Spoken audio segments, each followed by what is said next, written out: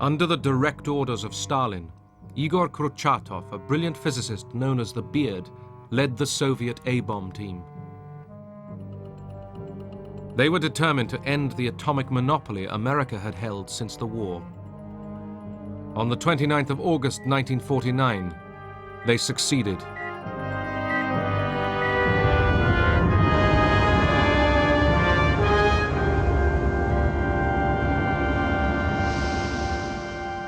The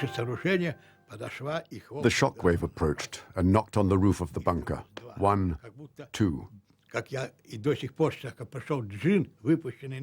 As if a genie freed by us from the bottle patted us and thanked us for releasing him from his long captivity. The nuclear arms race had begun.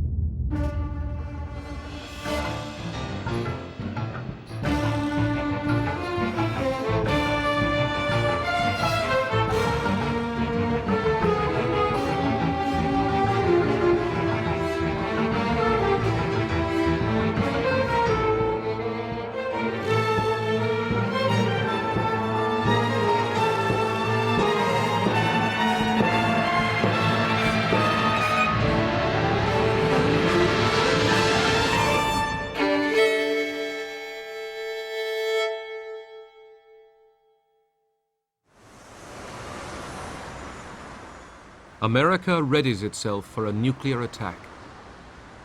Times Square is its normal busy self in the last seconds before a daylight atom bomb drill. The siren's wail sends New York's inhabitants to shelter. All buses, taxis, and autos discharge their passengers, who are guided by wardens to shelters. Movement is rapid but orderly. Housewives draw shades and turn off gas before proceeding to shelter zones in their own buildings. New York's subways provide most of the public shelters.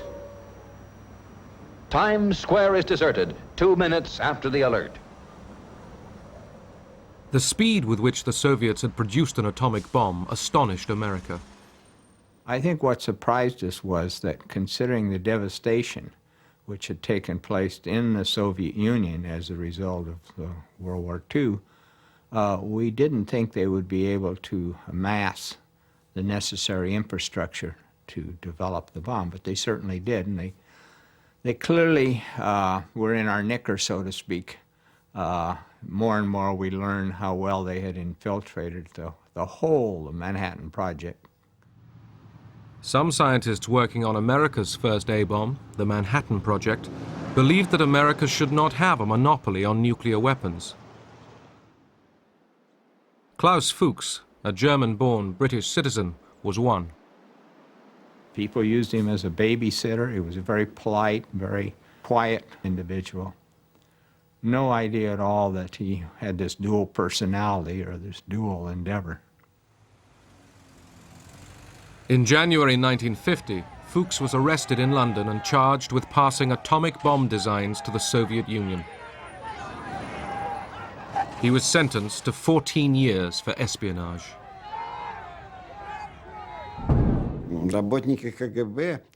KGB agents believed that they brought over all the drawings, and the scientists simply copied the information they brought back. Scientists say the intelligence data was very important. The engineers were less enthusiastic. They said, so what if we had the information? How to make it, how to use it, that was not clear. The United States looked to its scientists to regain the lead. At the Los Alamos nuclear laboratories, they planned the hydrogen bomb. We thought at that time of atomic bombs as being limited in yield to approximately the yield that had been used in the war in Japan, whereas we thought of hydrogen bombs as being absolutely unlimited in what the yield could be, and more specifically, we thought of the hydrogen bombs as being 1,000 times as big as atomic bombs, just as atomic bombs had been 1,000 times bigger than the chemical bombs used in World War II. This enormous destructive power shocked Robert Oppenheimer, former leader of the Manhattan Project. He and several of his colleagues argued that such weapons put the whole world at risk. If there's another world war, this civilization may go under. We need to ask ourselves whether we're doing everything we can to avert that. America feared that if it didn't build an H-bomb, the Russians would. President Truman gave the go-ahead. The Pacific atoll of Eniwetok was chosen to be the site of the world's first thermonuclear explosion. By 1952, Operation Ivy was ready. It required a huge refrigeration system, weighed over 82 tons, and was 20 feet high. In less than a minute, you will see the most powerful explosion ever witnessed by human eyes. The blast will come out of the horizon just about there. And this is the significance of the moment. This is the first full-scale test of a hydrogen device. If the reaction goes, we're in the thermonuclear era. For the sake of all of us, and for the sake of our country, I know that you join me in wishing this expedition well. It is now 30 seconds to zero time. Put on goggles or turn away. Do not remove goggles or face burst until 10 seconds after the first light. Minus 10 seconds. 9er, 8, 7, 6, 5er, 4, 3, 2, 1, T0. On November the 1st, 1952, the world's first hydrogen bomb exploded with a force equivalent to over 10 million tons of TNT. 1,000 times the power of the bomb dropped on Hiroshima. You don't know what heat is until you've seen the heat from a 10 megaton hydrogen bomb. It doesn't stop. It just gets hotter and hotter, and you start to really worry, even though you're 20-some miles away. And of course, the whole island disappeared too, which was subsequently very impressive. And the whole lagoon was just sort of a milky white. And then we were asked to go collect samples, so we got in a little motorboat with buckets and went charging into the crater, scooping up the radioactive material and taking it back for the chemists to analyze so we could determine the yield. But we were young, and it was a lot of fun. While America was developing the hydrogen bomb, a conventional war had broken out in Asia. Korea is a small country, thousands of miles away. But what is happening there is important to every American. The fact that communist forces have invaded Korea is a warning that there may be similar acts of aggression in other parts of the world. Congress approved a $40 billion increase in the defense budget. Truman, reluctant to use nuclear weapons again in Asia, fought the communists in Korea with conventional weapons.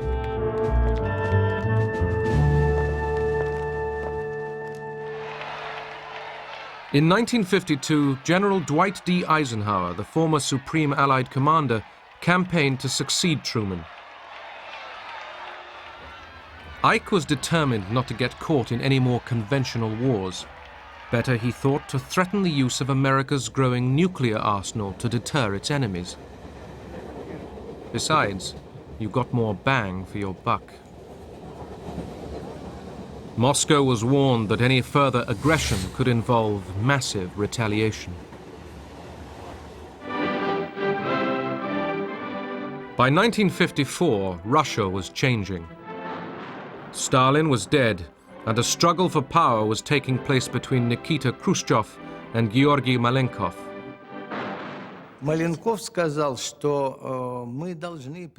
Malenkov said, "We have to warn our people and all of humanity that nuclear war threatens everyone with annihilation. It has to be avoided at all costs."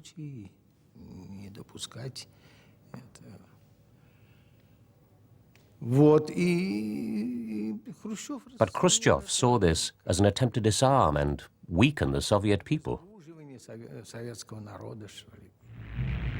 Later that year, the Soviet leadership witnessed a demonstration of their nuclear power. Атомная бомба сброшена.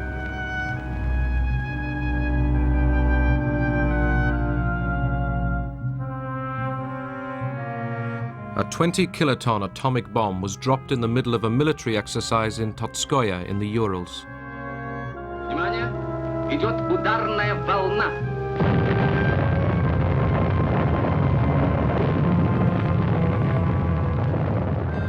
As the bomb exploded, troops were sent in to storm the radiated area.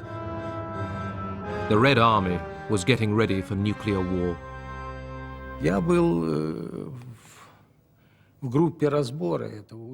I was a member of the assessment team for that exercise. I remember very well how Marshal Bulganin, the Minister of Defense, stated that nuclear weapons were not as frightening as we had been warned by the imperialists.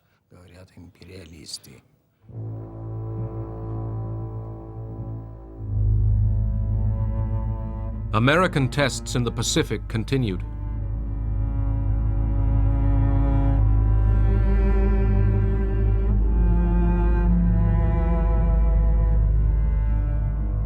In 1954, shrimp was expected to explode with a force of about 5 megatons, but the calculations were wrong.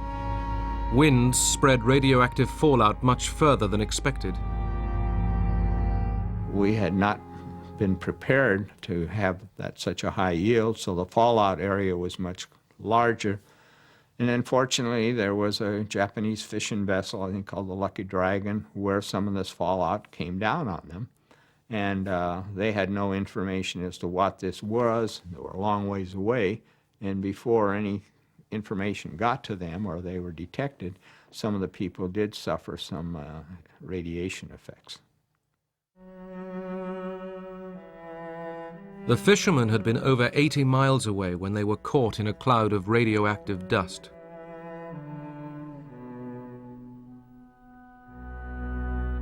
Once again, the Japanese have been poisoned by ashes of death, reported one Tokyo newspaper.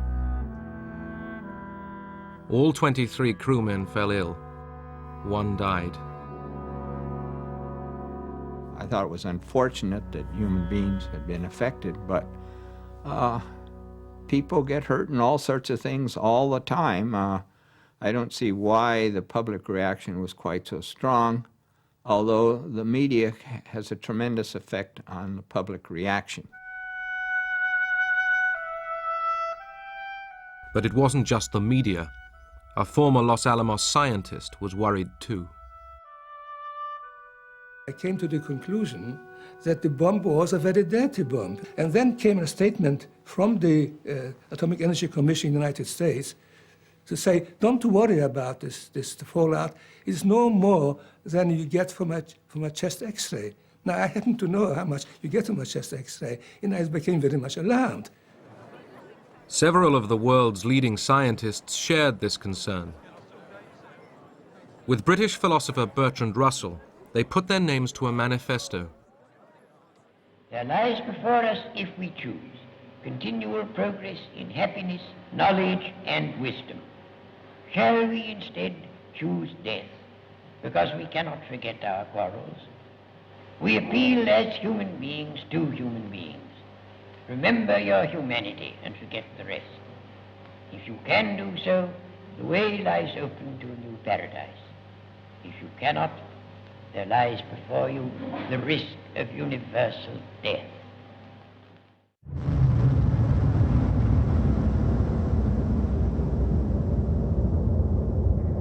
In 1955, Russia dropped the world's first airborne H-bomb.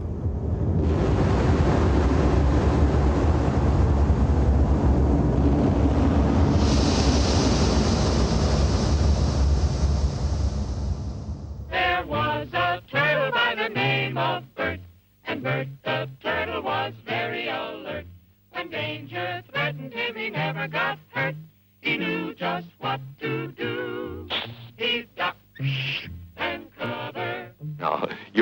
don't have shells to crawl into like Bert the Turtle, so we have to cover up in our own way. First, you duck, and then you cover. And very tightly, you cover the back of your neck. We would get under our desks and stay there until we were told to come out. Or in some cases, in some of the classrooms, we had coat rooms off to the side of each classroom, and we'd walk through and we'd get our coat and we'd go out into the hallways and we would literally duck down facing against the wall. Remember what to do, friends. Now tell me right out loud. What are you supposed to do when you see the flash?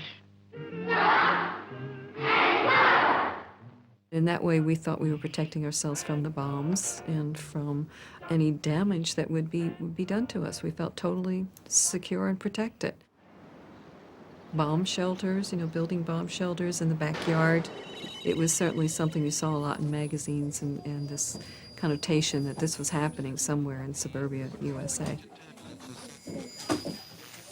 I do remember thinking of places in our homes where these enemy people, these Russians, would never ever find us, and we would again be, of course, very safe forever.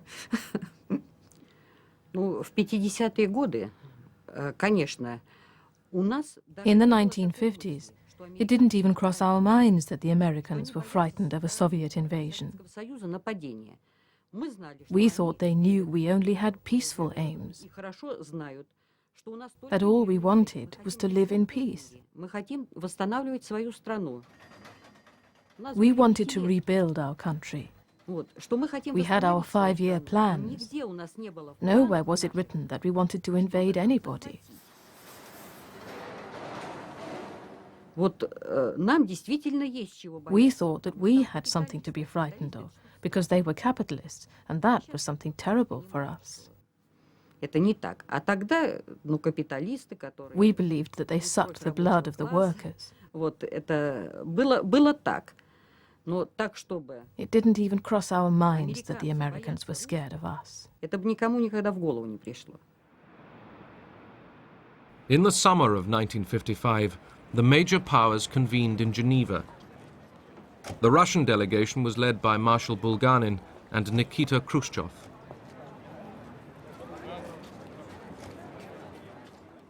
Eisenhower's most striking proposal was open skies. Ike claimed his plan would ease mutual suspicion, but it would also prise open the secrecy of the Soviet military machine. Open skies involve both the freedom to overfly each other and observe, photograph and observe what was happening, and second, an exchange of blueprints, as Eisenhower termed it, of the military programs on both sides.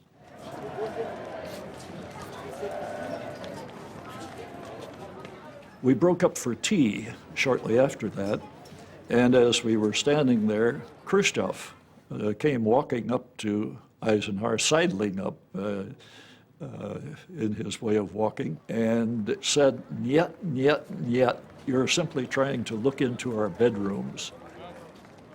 And as we were riding back, Eisenhower said, "Now we know who's in charge of the Soviet delegation." Later that year at the Moscow Air Show, the Soviets allowed the West to see their new jet bombers, codenamed Bison.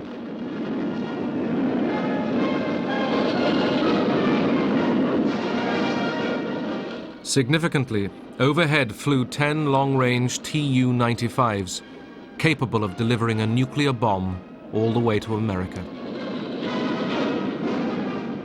Для американцев появление до десятка. For the Americans, seeing 10 planes capable of reaching the United States was a shock. На территории Соединенных Штатов Америки, естественно, было шоком. До этого считалось, что At that time, баллистических ракет еще не было. in the absence of ballistic missiles, they supposed that the Soviet Union didn't have any means of delivery to America. США Советский Союз не имеет.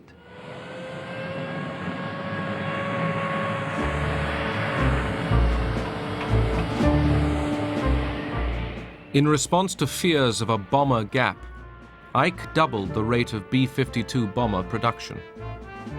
America needed to find out how much of a gap there really was.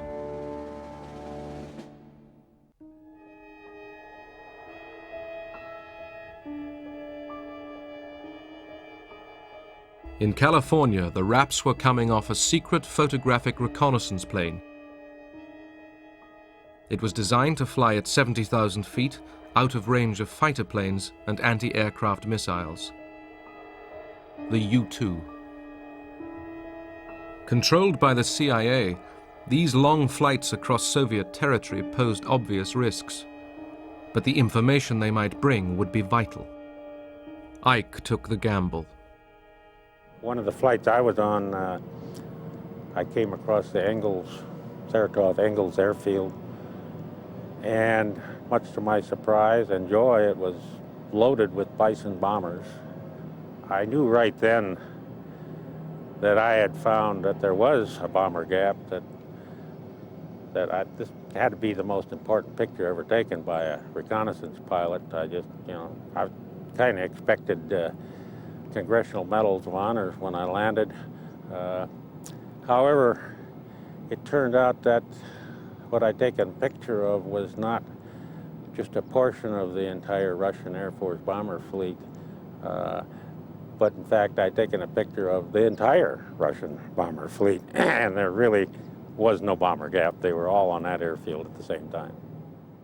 Khrushchev, around that period, came to the conclusion that missiles were the weapons of the future, and that warships were getting obsolete, bombers were getting obsolete, that we should concentrate everything on missiles, and as he said somewhere, that we are on the point of producing missiles like sausages. Engineers from all over the Soviet Union had been arriving in the harsh Kazakhstan desert to build the top-secret rocket base of Baikonur.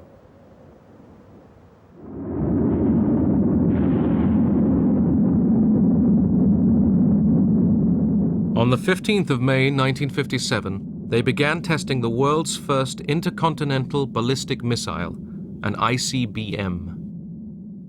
We were kept in such strict secrecy that we couldn't mention the word missile even between ourselves. It was called the mechanism, the product.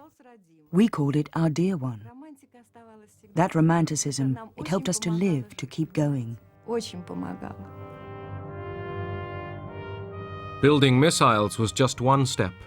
The next would surprise the whole world.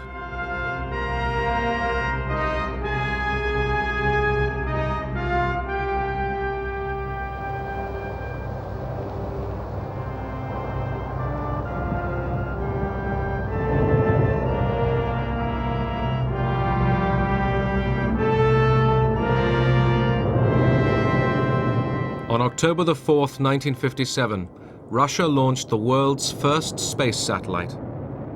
They called it Sputnik, traveling companion to the Earth.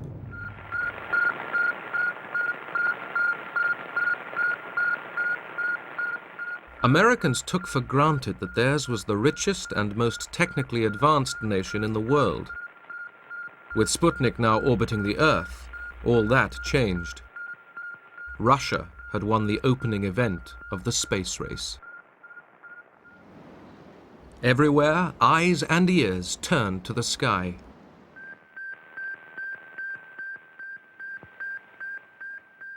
I did have a World War II surplus piece of equipment out in our garage that had been out there for some time unused. It was too heavy to bring into the house.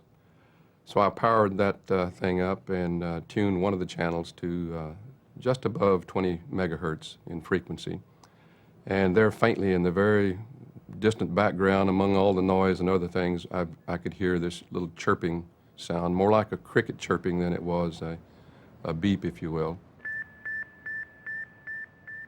To me, it was the confirmation of the fact that the Russians had indeed put a satellite into orbit, and sitting there listening to that signal and watching the booster go overhead, you couldn't help but get goosebumps thinking about that thing. Sputnik came as a shock overseas. The American military and others realized that the period when they were out of reach had ended.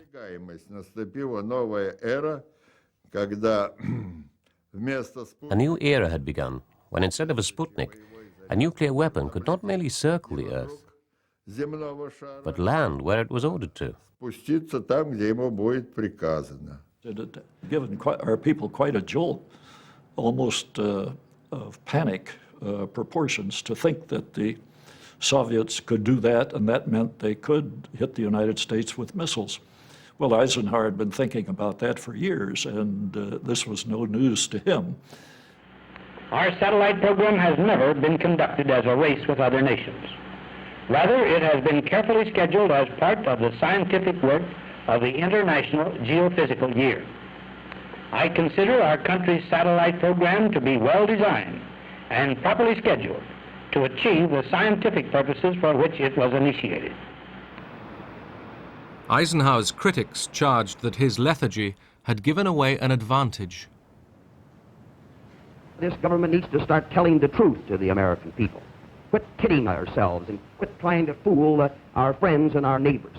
And by that I mean, let's find out just where we stand in this race and this armament picture, and let's find out just what we're going to do about it. Let's quit acting as if nothing happened, because something has happened, and it has embarrassed us throughout the world. The world's mass media was choking with excitement that man had now entered into space. We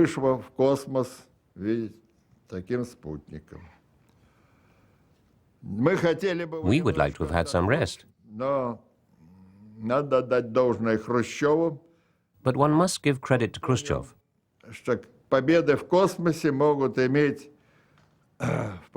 He realized that space victories could be of greater importance in politics than the threat of a club with a nuclear bomb on its end. Within a month, Russia was ready with Sputnik 2. This time, it carried a passenger, Laika, the dog. American public opinion was split between fear of Soviet missiles and worries about the safety of the dog they called Curly. We can only pray in this time of aloneness and suffering for Curly that God will be merciful and speed the end.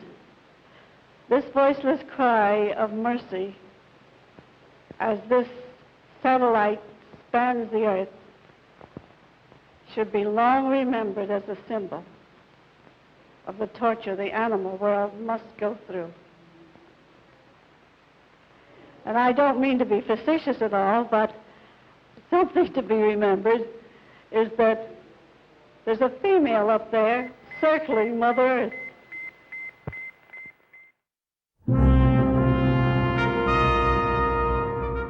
To catch up with the Russians, America pushed its own satellite project forward. The Army and the Air Force were very eager to put up a satellite. Eisenhower was dubious about their proposals and decided to call on the Navy to produce a new satellite called the Vanguard to carry this out for peaceful civilian purposes only. And so at the sunrise hour of the launching day, the U.S. scientists realize the world is watching and waiting. Success or failure will bring equal headlines. That is one price of greatness. And the Americans who sweat this one out at Cape Canaveral know their fledgling is on the spot.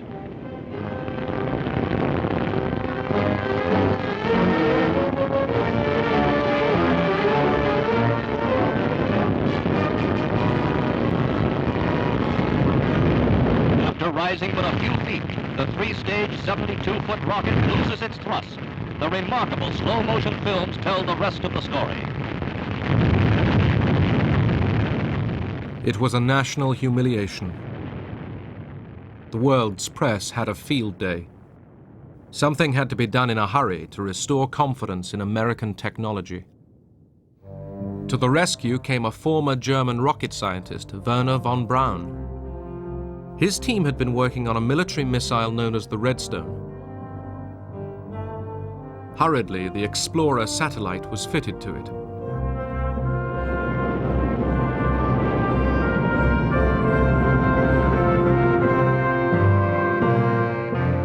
It worked. The race in space was between capitalism and communism, a competition the West feared Russia was winning.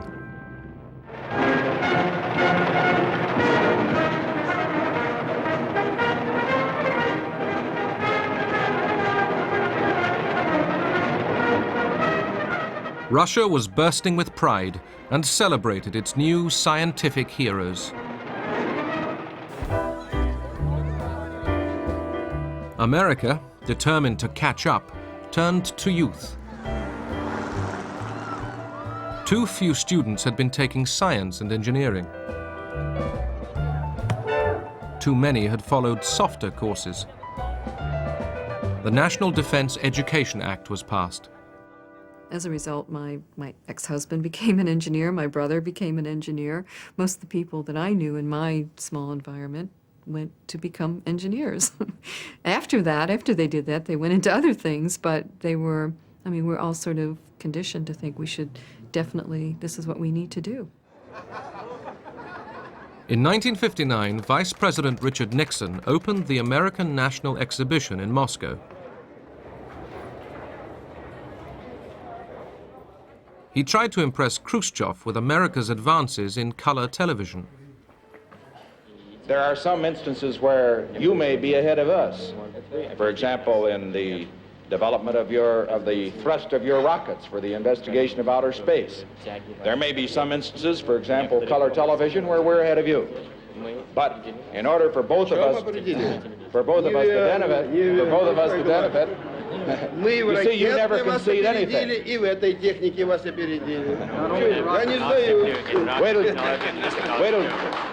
till you see the picture. Khrushchev toured the United States, the first communist leader to be invited.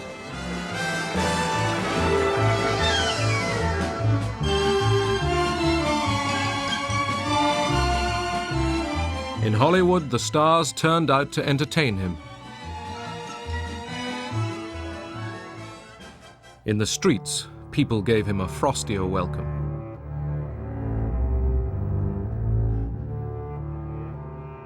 The last few days of the visit he spent with Eisenhower at Camp David. Both said they were ready to slow down the arms race. It was difficult for Eisenhower to argue for restraint. The American people were convinced that the missile gap favored Russia. Ike was questioning how much of a gap there really was. U-2 spy planes had been searching for missiles. Few had been found. We needed the information the U-2 was bringing back because the Russians were so secretive, the largest country in the world, with no tourists, no nothing. I mean, we needed some special means for finding out. Pilot Gary Powers was selected for one of the longest and most dangerous spy missions ever flown.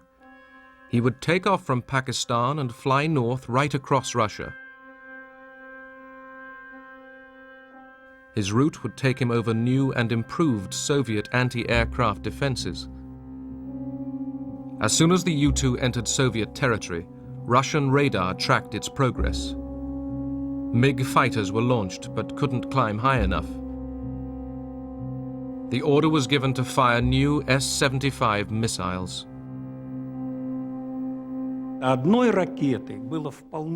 One missile was enough to shoot down the Powers plane.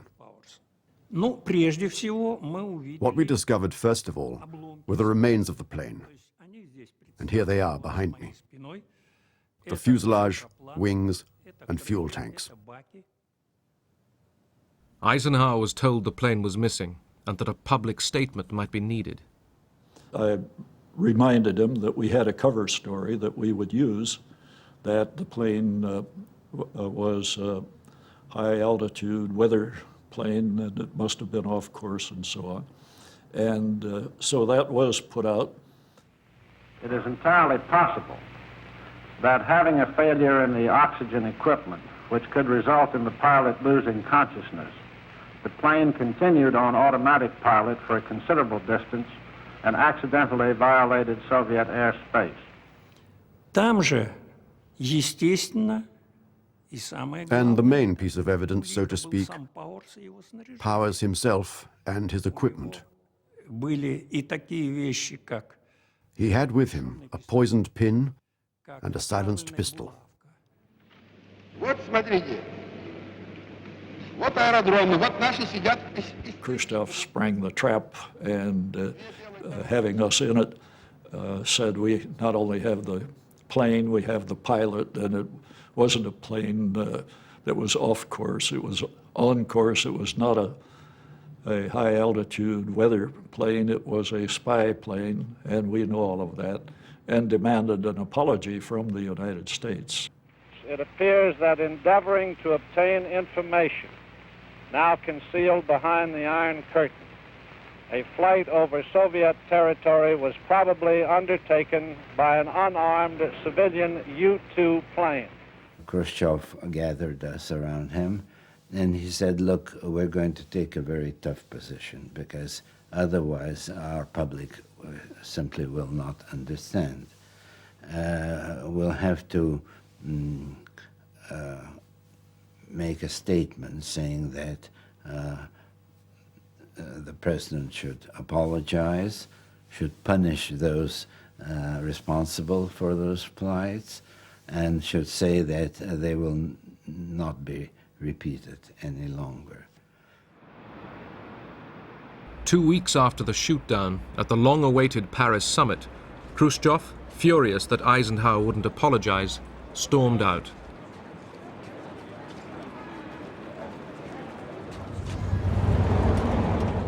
The summit collapsed. In Moscow, Powers' trial for spying was a major media event. The world saw America caught in the act. I ask the court to weigh all the evidence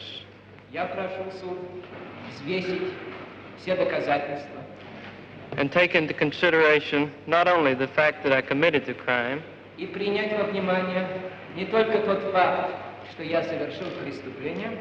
but also the circumstances which led me to do so.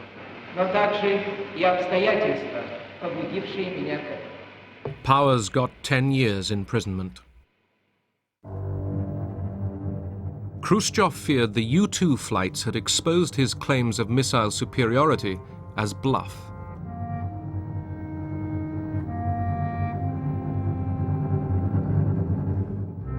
At the secret Baikonur Cosmodrome, engineers were testing a new ICBM. In charge was Marshal Nadilin. There was a rush to create a new missile. Orders are orders. Everybody worked on orders. Particularly as Nadilin kept a close eye on this work.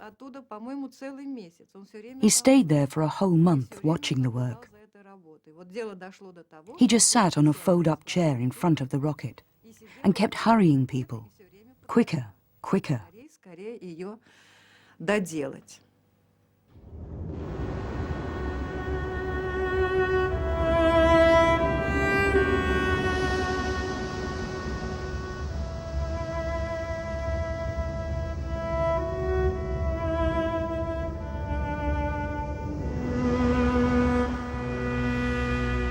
As a control panel was being fitted, the engine ignited.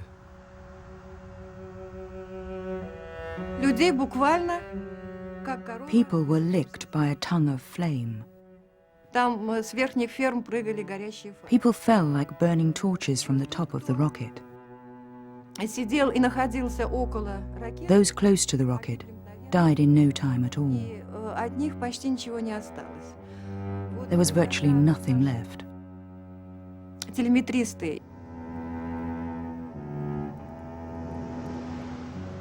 189 people died.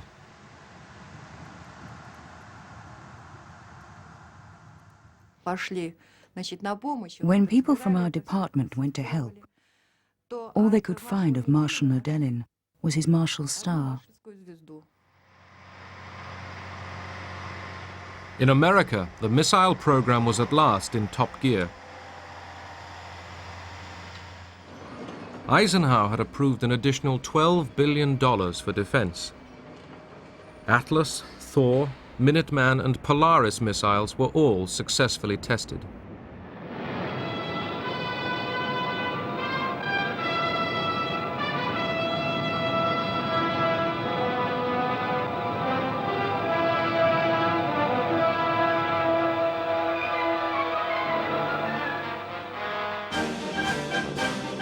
In 1961, the bands played for a new president. Throughout his election campaign, John F. Kennedy attacked the Republicans on their weak stance on communism, and in particular, for the missile gap he claimed Eisenhower had let develop. Kennedy promised that his defense experts would sort out the problem. I hardly knew the difference between a nuclear weapon and a conventional weapon. But my introduction and indoctrination was swift, because a major element of the election campaign that President Kennedy had just won was the charge by the Democrats, including President Kennedy, that Eisenhower had left a missile gap, that the Soviets had been permitted by inaction on the part of the U.S. to build up a superior nuclear missile force. So clearly, my first responsibility as Secretary of Defense was to determine the degree of the gap and initiate action to close it. And it took us about 3 weeks to determine, yes, there was a gap, but the gap was in our favor. Although behind in the missile race, Russia still had a card to play: Yuri Gagarin.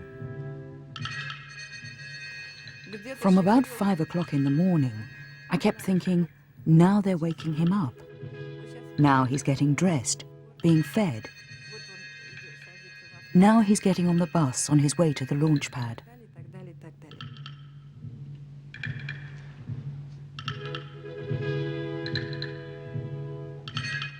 Gagarin had been chosen to be the first man in space.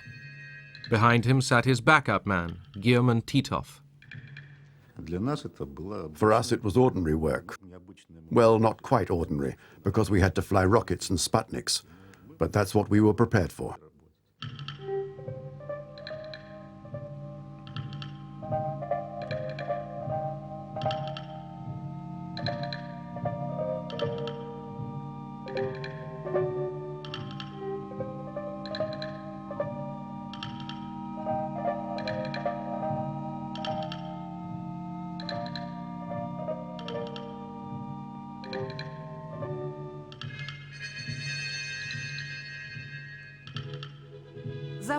We could see the launch very well. At first, our dear one started rocking very slightly. Then, whoosh, off it went, up into the sky. It was incredibly beautiful, particularly for us who'd given so much of themselves to the project.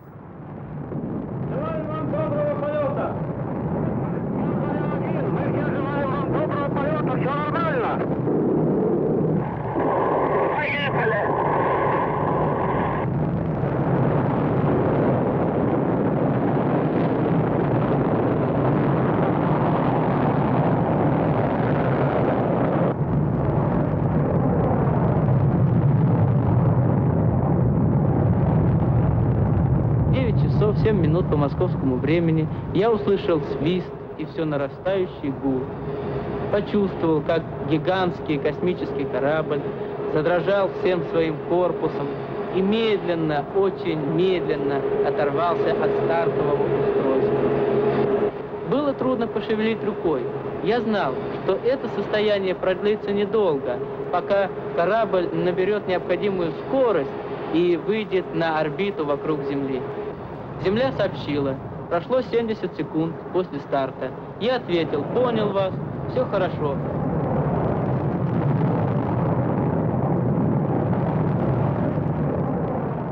Gagarin circled the Earth.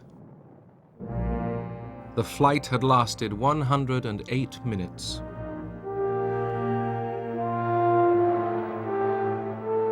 He arrived back to a hero's welcome.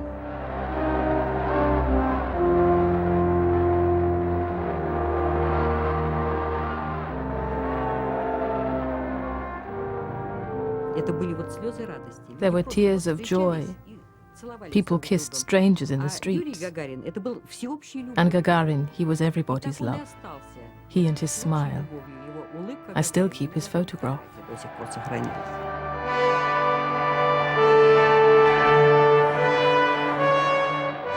His achievement delighted every Russian and the world.